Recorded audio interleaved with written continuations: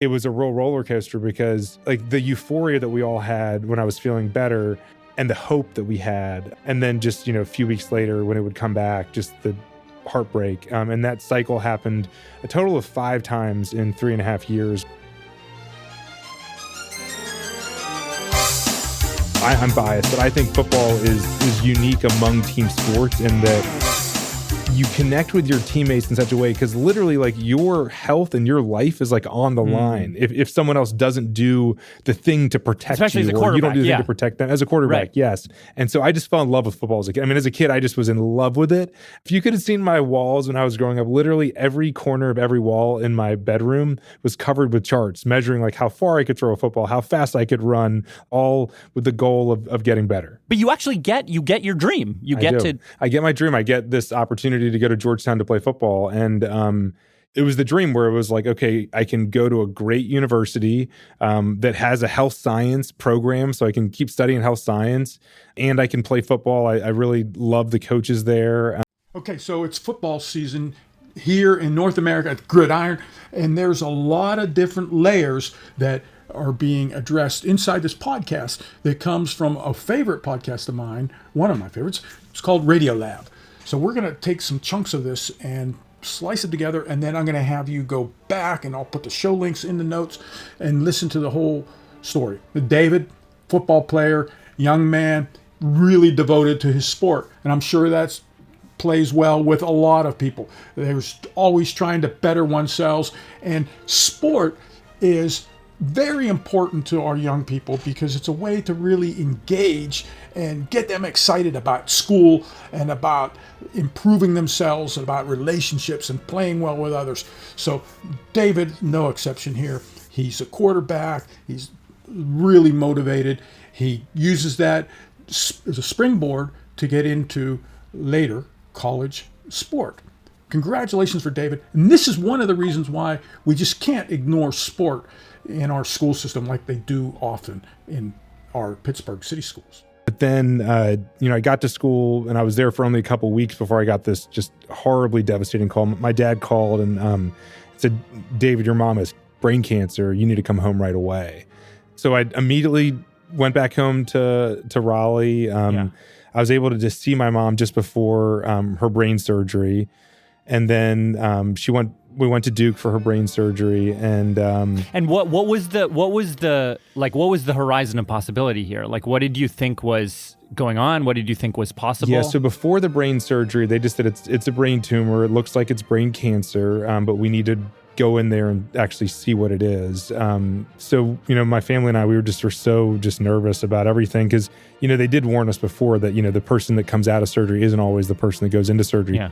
And I remember going back to see my mom with my dad. I have 2 older sisters, and she had this wrap around her head. She had a bandage around her head from where the tumor had been resected, and she had this bulb that was coming out of the incision site. It drains out fluid from the incision. We were all so nervous. No one really knew what to say. I said, "Mom, how are you doing?" And she pointed up at her head, and with this bulb and the wrap around it, and she said, "Chiquita Banana Lady."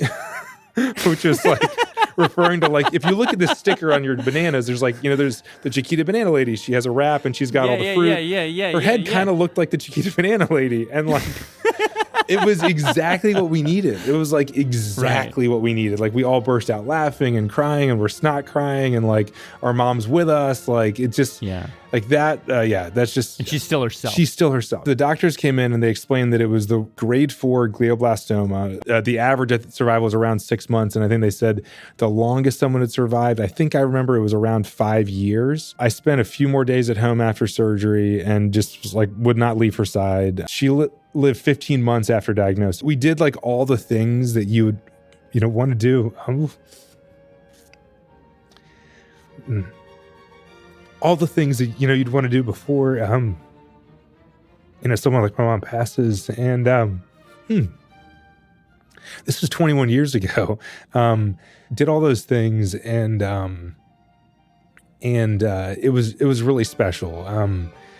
And it also, as you can even tell, this is 21 years later, it created such a drive in me to just say, I want revenge. I want to do whatever I can to take this thing on. Yeah.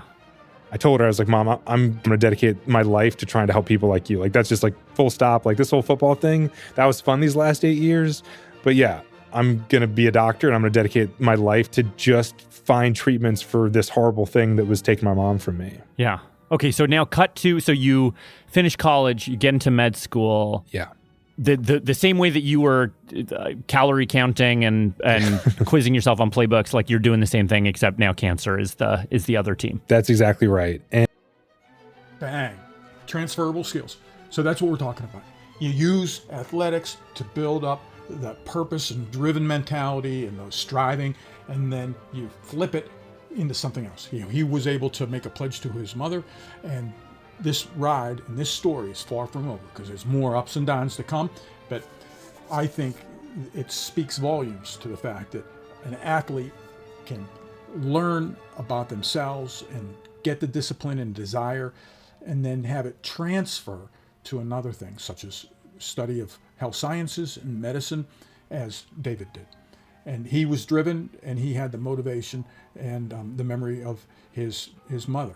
Now, I want you to tune in to the podcast Radiolab. The link is in the show notes, because this ride is far from over. And at the end, who comes to the rescue? Something called AI.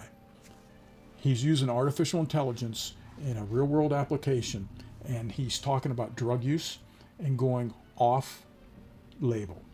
It's a very important concept, because there are certain drugs that are meant to be used in certain ways, and that's the way they were discovered, and that's the way they got FDA approval. But now they're finding, oh man, maybe this can be used in a different way for a different issue. So give a listen, and I want to give a big shout out to David and all the fine work he's done, and also to Radiolab. And amazingly, it just started to kick in really within days. It didn't last long term. I relapsed about a month later, and it was a real roller coaster, because like the euphoria that we all had when I was feeling better, and the hope that we had, and then just, a few weeks later when it would come back, just the heartbreak. And that cycle happened a total of 5 times in 3.5 years, where I went from being, totally, in critically ill in the ICU to much better, to then back again. Well, that's a teaser. You're going to have to listen. But at a different level, I too have had 5 times a dose of medicines that helped knock down my leukemia. And thank God I'm able to be here now due to the modern medicines. What a time it is to be alive and celebrate humanity and technology and helping one another. Now time for a little flashback. Back in the day, I had a campaign CD. So when I was running for public office, I would give out a campaign, and it had different musical tracks or inspirational messages. And here is a peek at tracks 8, 9, and 10 from a campaign from years ago. Hat tip to Meg Barnhouse for her story.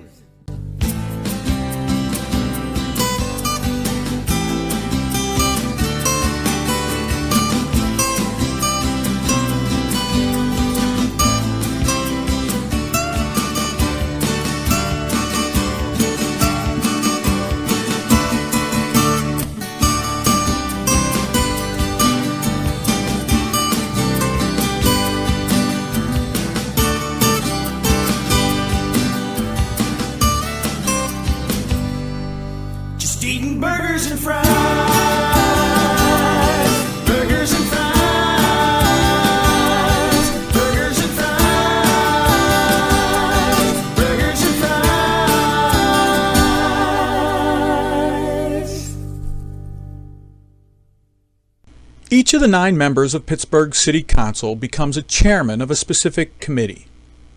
I want to be elected so I can lead the committee that addresses youth policy and city parks.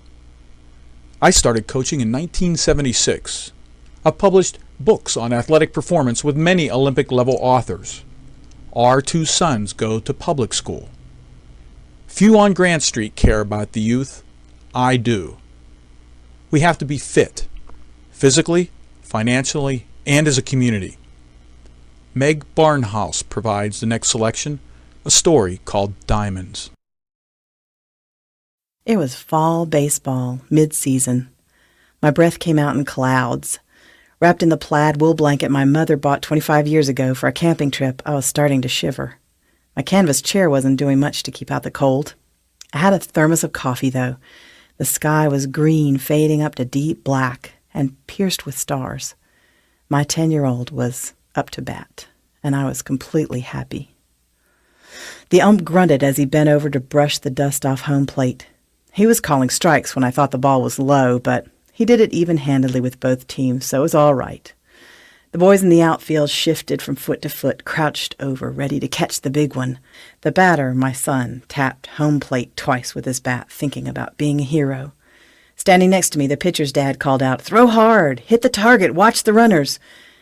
Parents were huddled on the metal bleachers.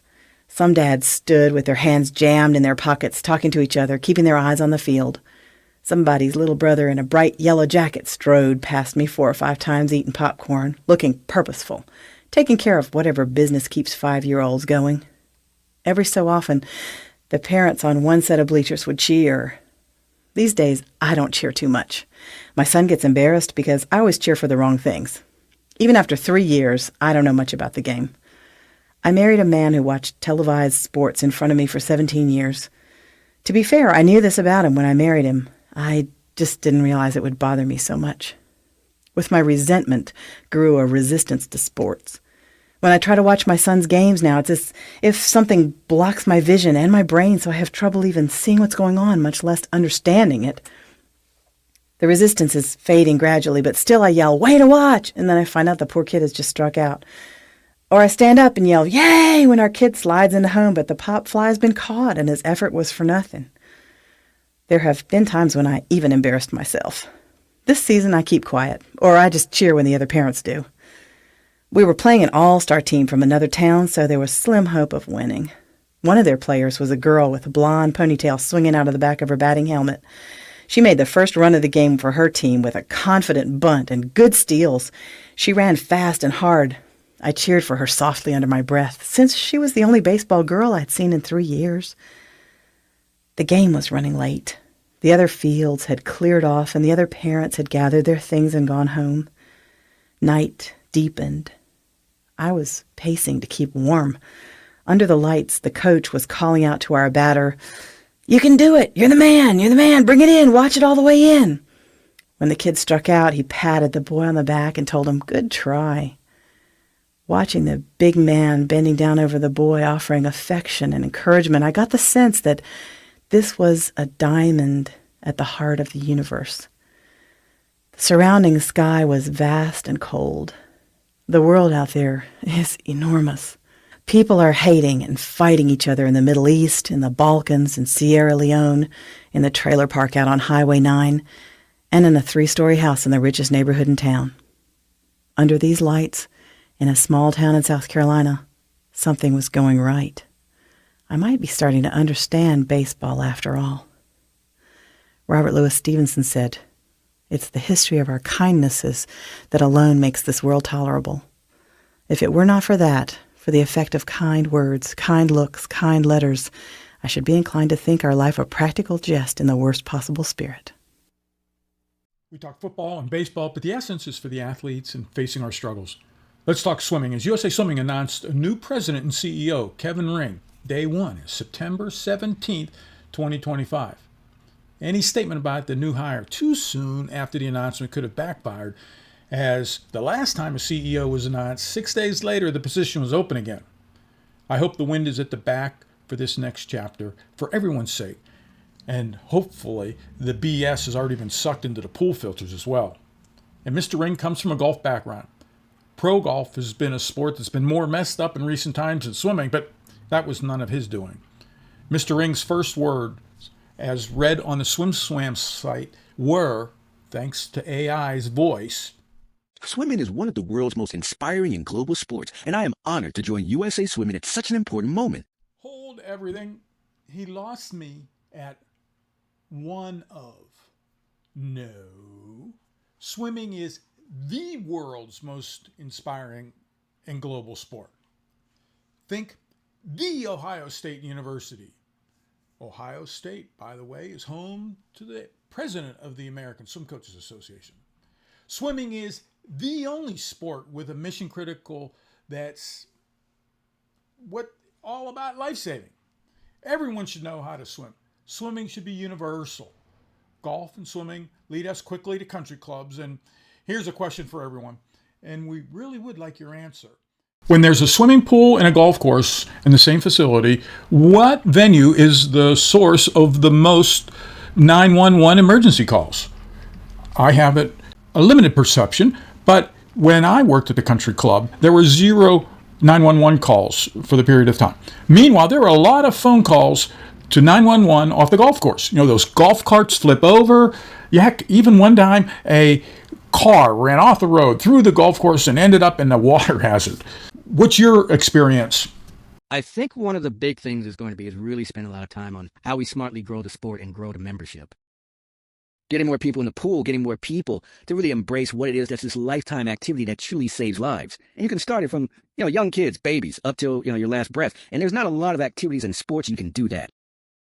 So I think where I can really be supportive of making sure that I'm supporting the coaches, I'm supporting the grassroots level. I know the importance of the grassroots level just because, every day, no matter what I do, it's the tangible connection to the swimmer. The local club is a swim coach, and what I can do is make sure that we are resourcing them, supporting them, rolling out things that are innovative and change, but easily adaptable and doing some listening. I want to make sure that, not forgetting that at the elite level and the high performance end, we're doing everything possible to fund, support, and really work with that group to make sure that we're performing the best we can at the pool. Some of the sport's biggest names have been outspoken and critical of USA Swimming in recent months. Listen to Heavy or Not, number 49, for a recap. But Mr. Ring understands the weight of comments from someone like Michael Phelps, and he plans on having a conversation with him in the near future to get his perspectives on things and start working together rather than going back and forth in the media. I'm a pretty transparent and open communicator. Dang, we don't need pretty. Replace pretty with always.